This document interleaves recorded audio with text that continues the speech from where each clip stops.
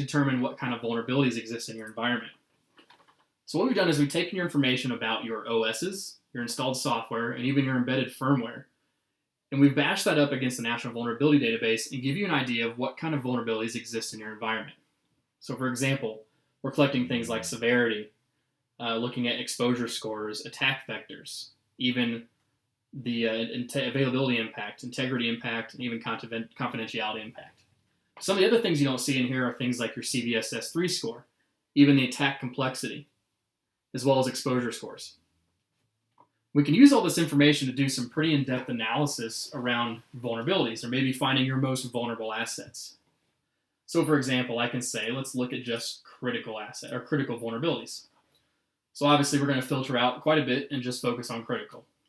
But I can also say, let's look at our critical assets that we've rated in our Verve platform. So now we're down to 468. We can also look at attack complexity look for low, which means they're easy to exploit. We can even say look at just network attack vector. And we can also say, let's look at things that are going to be high availability impact when they're exploited. So we're down to 463. But since we're pulling in all this data from these different integrations, we can actually do some additional filtering around vulnerabilities.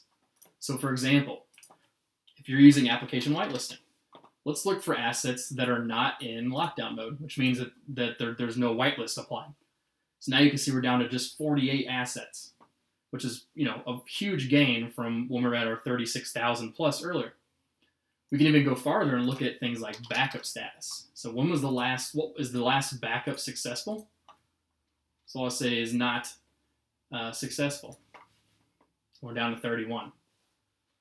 So you can see how we can use this filtering to drill down into the data and really determine which assets have the largest or the most complex vulnerabilities associated with them.